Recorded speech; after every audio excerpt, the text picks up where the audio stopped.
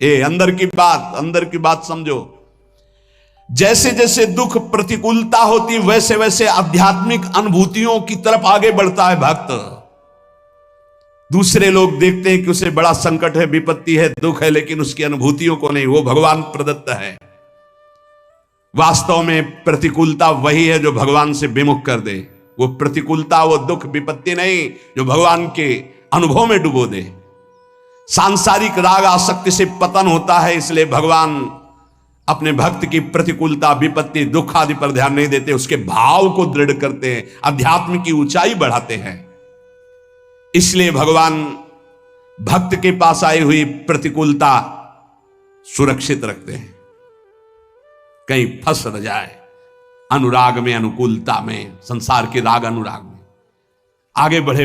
इसलिए पग पग पर भक्तों के जीवन में प्रतिकूलता देखी गई और उनको कभी निराश उदास थोड़ी देखा गया। विनाशाय च दुष्कृतम, दुष्ट मनुष्य अधर्म का प्रचार करता है, धर्म का नाश करता है। दुष्ट की पहचान जो शास्त्र विरुद्ध आचरणों को स्थापित करता है, शास्त्र विधान का खंडन करता है, उसे दुष्ट कहते हैं। कोई भी हो जो शास्त्र विधान का सम्मान करता है और शास्त्र निषेध का त्याग करता है, उसे धर्मात्मा, साधु कहते हैं, महात्मा कहते हैं। भगवान उनका विनाश करते हैं जो शास्त्र विधान का उपहास करते हैं और निषेध की स्थापना करते हैं। ये नहीं करना चाहिए तो कहते करो, कोई भी हो, परिणाम देख लेना, परिणाम देख लेना। विवेकवान परिणाम का इंतजार करते हैं, तुम क्या बो रहे हो ये नहीं देखते, जब काटोगे तब तुम्हें बताएंगे क्या काटा तुमने। जो मनुष्य कामना के अत्यधिक बढ़ने के कारण झूठ, कपट, छल, बेईमानी, दुर्गुण, दुराचारों में लगे होते हैं, उनका स्वभाव बन जाता है शास्त्र की निंदा करना, साधु की निंदा करना, सद्गुण सदाचारियों पर अत्याचार करना, उनको दुख देना। भगवान कहते हैं ऐसों का विनाश मैं स्वयं करता हूं, तिनकर काल रूप में भ्राता, उनके लिए मैं काल दंड बन जाता हूं।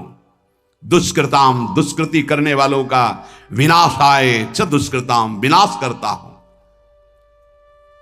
महाराज भगवान तो सब प्राणियों में सम है, उनका ना तो कोई मित्र है ना बैरी है। फिर वो तो बोले समोहम सर्वभूतेषु न मे द्वेष्यः न मे प्रियः, फिर ये क्या लीला है? अरे उनके लिए जैसे महात्मा तैसे दुरात्मा, वो तो सब में विराजमान है, उनके लिए ना तो कोई द्वेष का पात्र न कोई राग का पात्र है। समाधान, उत्तर, संपूर्ण प्राणियों के परम सुहृद होने पर भगवान किसी से भी वैर नहीं करते हैं। पर ध्यान रखो, भगवान का एक वचन है, वो अपने शरणागत का पक्षपात करते हैं। हम भक्त पराधीनो असुतंत्र। जो भगवान के भक्त से वैर कर लेता है, भगवान उससे वैर कर लेते हैं। सुनो सुरेश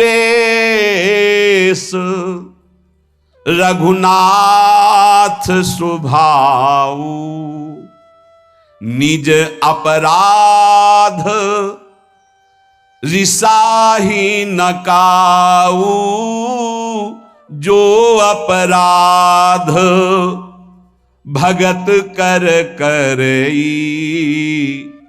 राम रोष पावक सो जरई। भक्त भक्तिमान, भगवान का अपराध कर दोगे तो क्षमा कर देंगे, लेकिन भक्त का अपराध कर दोगे तो पक्की दुश्मनी ठान लेंगे। दुखिया को न सताइए, दुखिया देगा रोए, जब दुखिया के मुखिया सुने तो तेरी गति क्या होए। एक काल के थप्पड़ में सब फैल जाता है। ये तो अभी जवानी है और बुद्धि चल रही है, तो जो चाहो बोल लो, समय आएगा बोलने लायक नहीं रहोगे, प्रार्थना करने लायक नहीं रहोगे। भगवान का स्वभाव है, उनका अपराध कर दोगे क्षमा कर देंगे, भक्त का अपराध करोगे सीधे वैर भगवान ले लेंगे। कौन निपट सकता है उनसे? भक्तों को कष्ट देने वाले, निंदा करने वाले, अपराध करने वाले दुष्टों को स्वयं भगवान अपना दुश्मन मानते हैं। पाप का विनाश भक्त करते हैं और पापी का विनाश भगवान करते हैं। ये पाप का विनाश भक्त करते हैं, पापी का नहीं। पापी का विनाश भगवान करते हैं। अगर भक्त की शरण में आ जाए तो पापी रहेगा ही नहीं, क्योंकि पाप नष्ट हुआ तभी तो वो साधु हृदय का संग कर पाएगा। साधु संग मात्र से संत दरस जिम पातक टरई।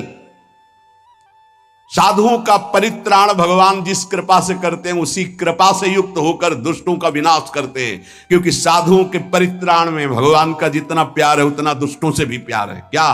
दुष्टों को मारकर परम पद देते हैं, साधुओं को प्यार करके परम पद देते हैं, क्योंकि वो वैर करते हैं इसलिए उनको ऐसे भगवान उद्धार करते हैं। भगवान किसी के प्रति भी तनिक भी अमंगल भावना नहीं, पर भक्त के द्रोह करने के कारण जहां किसी भक्त को कष्ट दिया जाएगा फिर भगवान उसे चैन से नहीं रहने देंगे। समय पर होता है, ये तत्काल थोड़ी होता है कि तत्काल तुम्हें देंगे।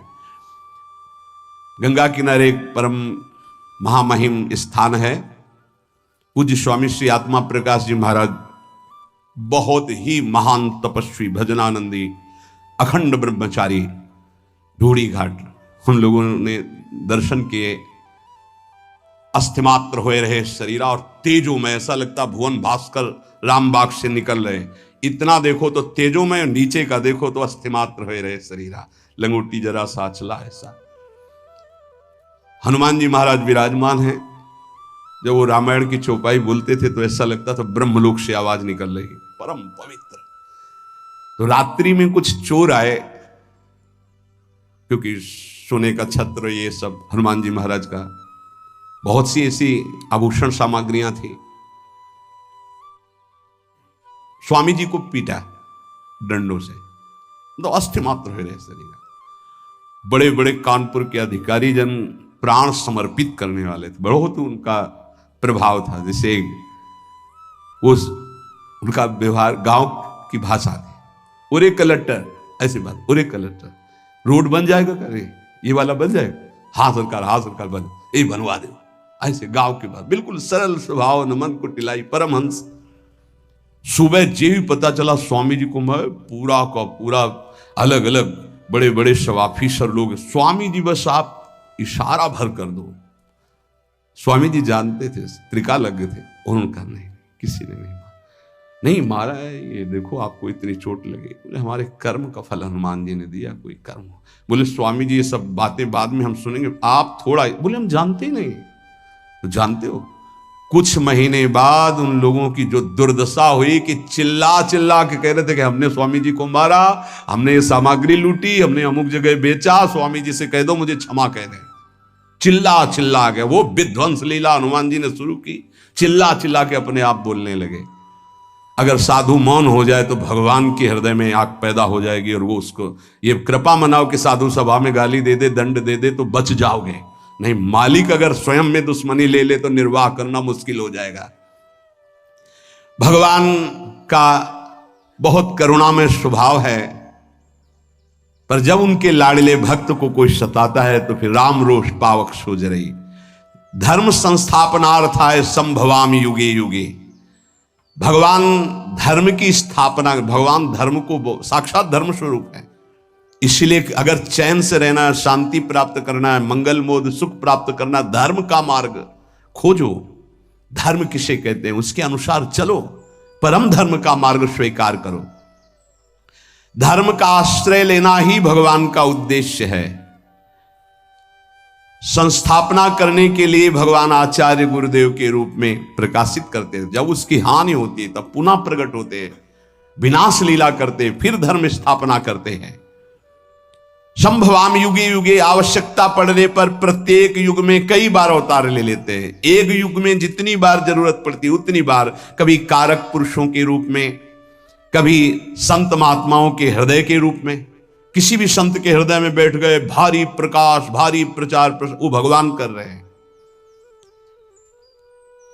भगवान कभी नैमित्तिक अवतार, कभी अंश अवतार, कभी कला अवतार, विविध अवतारों के रूप में, लेकिन संत महात्माओं का यह नित्य अवतार है।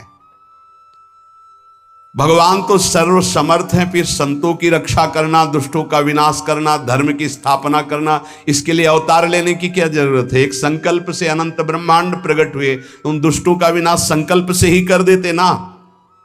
समाधान, भगवान अवतार के बिना ये सब कुछ एक क्षण में पलक झपकते कर सकते हैं, लेकिन जिन भक्तों ने आकांक्षा की कि यार बनकर हमारे साथ खेलें, कांत बनकर हमारे साथ खेलें, लाला बनकर हमारे आंगन में घुटनों के बल चले, इसकी पूर्ति संकल्प से नहीं होगी।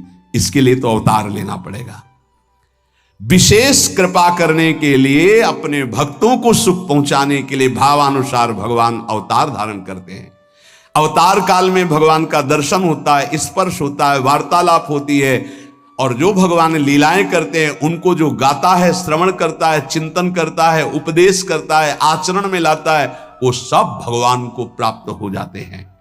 सदा सबका उद्धार करने के लिए भगवान का अवतार होता है, भक्तों को सुख पहुंचाने के लिए उद्धार होता है, दुष्टों को परम पद प्रदान करने के लिए भगवान का अवतार होता है। भगवान के लिए कोई कर्तव्य नहीं है, उन्हें कुछ पाना नहीं है, वो केवल अपने भक्तों के आवाहन पर अवतरित होते हैं। श्री भगवान कहते हैं, हे अर्जुन, यदा यदा हि धर्मस्य ग्लानिर्भवति भारत अभ्युत्थानमधर्मस्य तदात्मानं सृजाम्यहम्। हे भरतवंशी अर्जुन, जब जब धर्म की हानि और अधर्म की वृद्धि होती है, तब तब मैं अपने आप को साकार रूप में प्रकाशित करता हूं। वैसे मैं सर्वत्र व्याप्त हूं। यदा यदा हि धर्मस्य, धर्म की हानि और अधर्म की वृद्धि जब होती है तो भगवान को बेचैनी होने लगती है। भगवत प्रेमी, धर्मात्मा, सदाचारी, निरपराध, निर्बल, इन पर जब नास्तिक, पापी, दुराचारी, बलवान मनुष्य अत्याचार करते हैं, सद्गुण सदाचारों की एकदम धज्जियां उड़ जाती हैं, दुर्गुण दुराचार अत्यधिक सफल दिखाई देते हैं, वृद्धि को प्राप्त होते हैं, तब तब भगवान जब देखते हैं किसी संत, महात्मा, योगी, मुनि से अब कुछ नहीं संभलेगा, तब आप पधारते हैं। जब जब आवश्यकता पड़ती तब तब भगवान अवतार लेते हैं। एक युग में जितनी बार आवश्यकता और अवसर प्राप्त होता उतनी बार अवतार लेते हैं। जैसे समुद्र मंथन में भगवान ने कई अवतार धारण किए, उसी समय अजित रूप से देवताओं के साथ मिलकर समुद्र मंथन कर रहे हैं, कक्षप रूप से मंदराचल को नीचे धारण किए हुए, शास्त्राबाहु हजारों भुजाएं से ऊपर पकड़े हुए हैं, अमृत लेकर के धन्वंतरी रूप में प्रकट होते हैं। दैत्य लोग अमृत ले जाते हैं तो मोहिनी रूप धारण करके अमृत देवताओं को पिलाते हैं। एक ही लीला में कई अवतार धारण कर लिए। अधर्म की वृद्धि और धर्म का ह्रास होने का मुख्य कारण है नाशवान पदार्थों की ओर आकर्षण। जैसे केवल माता पुत्र पैदा नहीं कर सकती, पिता का संयोग अत्यंत आवश्यक है, ऐसे ही ये प्रकृति स्वयं रचना नहीं कर सकती, इसमें पिता परमात्मा की आवश्यकता, उसी के संयोग से ये संपूर्ण ब्रह्मांडों की रचना हुई है। प्रकृति और परमात्मा यही असली माता पिता हैं सबकी सृष्टि के। ये जो शरीर देख रहे हैं, जितनी रचना देख रहे हैं, ये दो से बना हुआ है, परमात्मा तत्व और प्रकृति के द्वारा। हर जगह आपको दो मिलेंगे, कोई ऐसा कण नहीं जहां दोनों हो। सब जगह परमात्मा तत्व व्याप्त है, कोई जगह से, मुर्दे में भी व्याप्त है। मुर्दे में वेन के शरीर को मथा तो भगवान निकल आए, पृथु भगवान का अवतार हो गया। खंबे से भगवान नरसिंह रूप में निकल आए। धन्ना जाट को भांग का सिलवट्टा दिया था, उससे भगवान प्रकट हो गए। कुत्ते से नामदेव, भूत से भगवान, कोई ऐसी जगह नहीं जो भगवान ना हो। और प्रकृति, ये जितना हमारे नेत्रों से दिखाई दे रहा, मन से सोचा जा रहा, सब प्रकृति के अंतर्गत है। गो गोचर जहां लघु मन जाई, सो सब माया जानो भाई, दो से ही बना हुआ है। बिना परमात्मा तत्व के प्रकृति कुछ नहीं कर सकती। जैसे हाइलोजन है, बिजली से ही चमकेगा, इसमें चाहिए बिजली, पावर चाहिए, बिजली गई अंधेरा छा जाएगा। ऐसे प्रकृति एक यंत्र है, करण है, पर इसका कारण परमात्मा है। जितना जड़ चैतन्य सुंदर दिखाई दे रहा है, इसकी सुंदरता में श्री कृष्ण ही विराजमान है। परमात्मा और प्रकृति दोनों से ये बना हुआ है। वो अविनाशी निर्लेप और ये विनाशी परिवर्तनशील। प्रकृति का जितनी रचना है वो क्षण क्षण नाश को प्राप्त होता रहता है, बदलता रहता है। वो एक रूप कभी नहीं रह सकता प्रकृति का। और परमात्मा कभी परिवर्तनशील नहीं होता, सदैव एक रूप रहता है। ऐसे ही भगवान का अंश जो वो एक रूप अविनाशी चैतन्य घन, और ये शरीर सब परिवर्तनशील। ये पहले नहीं था, बाद में नहीं रहेगा, अब भी नहीं है, ये बदल रहा है एक एक क्षण। किंचन मात्र भी अपने स्वरूप में परिवर्तन नहीं। वो परमात्मा जिसका परिवर्तन वो प्रकृति, किंचन मात्र एक रस नहीं रह सकती, परिवर्तन ही परिवर्तन। जब कोई अनित्य उत्पत्ति विनाशशील प्राकृत पदार्थों से सुख भोग की इच्छा करता है तो उससे पाप बनने लगते हैं, पतन होता है। और ऐसे जिनका हृदय पतन हो जाता है वो भगवान और भगवान के वाक्यों को स्वीकार नहीं करते। पापात्मा पुरुष जो पे दुष्ट हृदय सोई होई, मोरे सन्मुख आओ कि सोई, पापवंत कर सहज स्वभाव, भजन मूर्ति भाव न काऊ। जहां अधर्माचरण बढ़ने लगा, पापाचरण बढ़ने लगा, कलह विद्रोह दोष व्यभिचार नाना प्रकार के बढ़ने लगे, तो फिर भगवान उसको रोकने के लिए, अगर किसी ऋषि मुनि के अंदर बैठकर काम चल जाता है तो भगवान ऐसा भी करते हैं।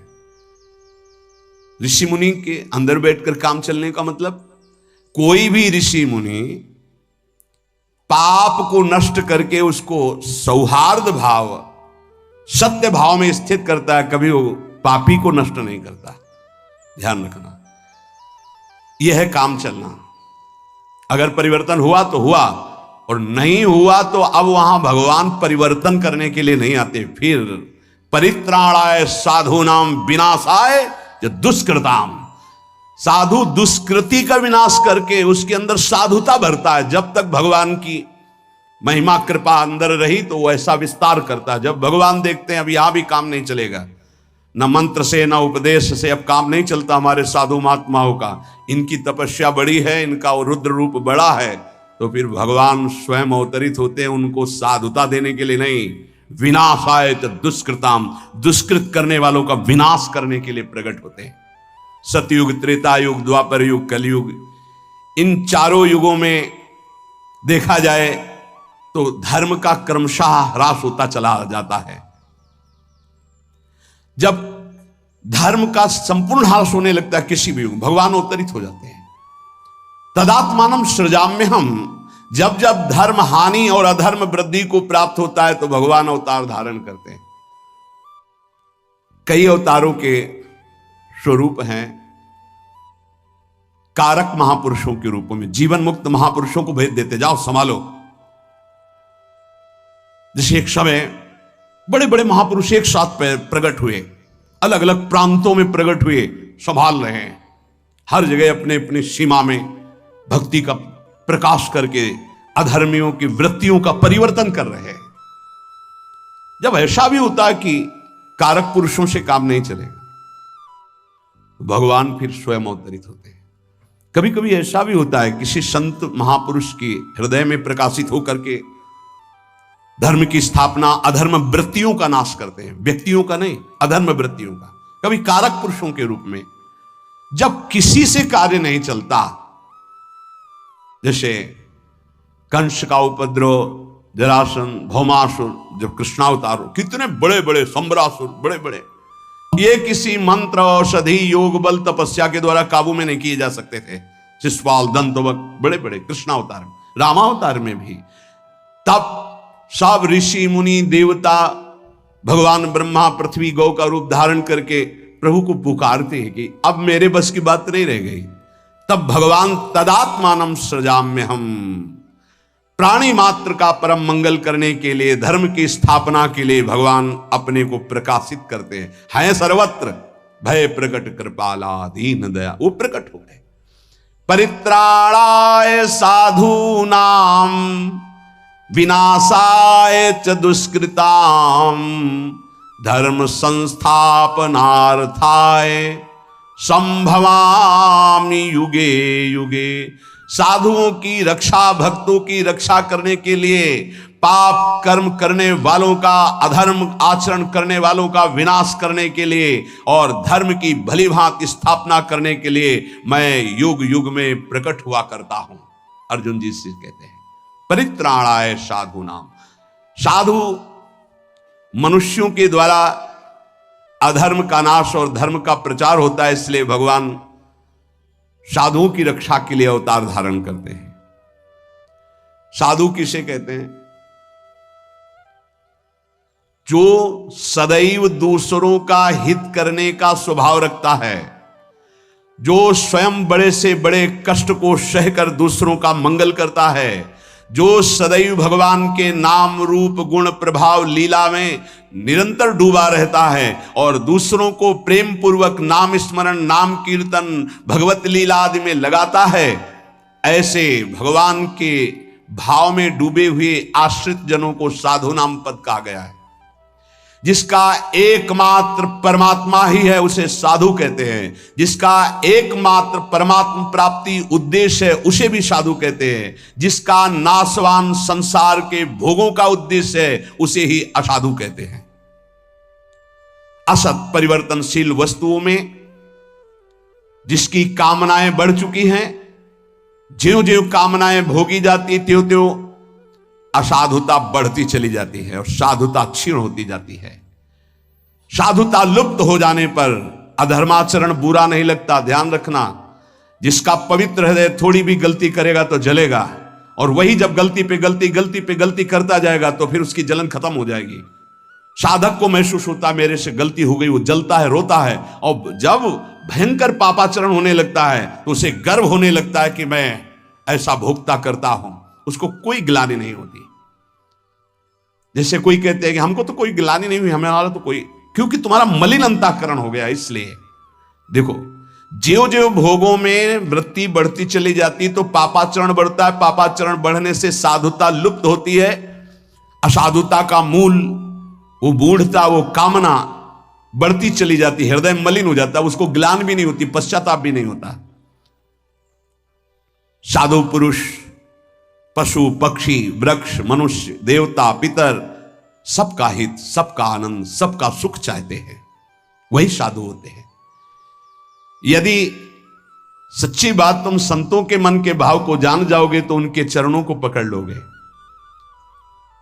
ये विपरीत दुष्ट लोग बाहर से केवल मृदु बोलते हैं, इनके अंदर केवल दूसरों को दुख देने की बात रहती है, सुख लूटने की बात रहती है। यहां कहते हैं कि यदि भगवान साधु पुरुषों की रक्षा किया करते हैं तो फिर संसार में साधु पुरुष दुख क्यों पाते हुए देखे जाते हैं? इसका समाधान है कि साधु वही है जो शरीर धन संपत्ति मान बड़ाई आदि की रक्षा नहीं चाहता, अपने भाव की धर्म की रक्षा चाहता, उसे साधु कहते हैं।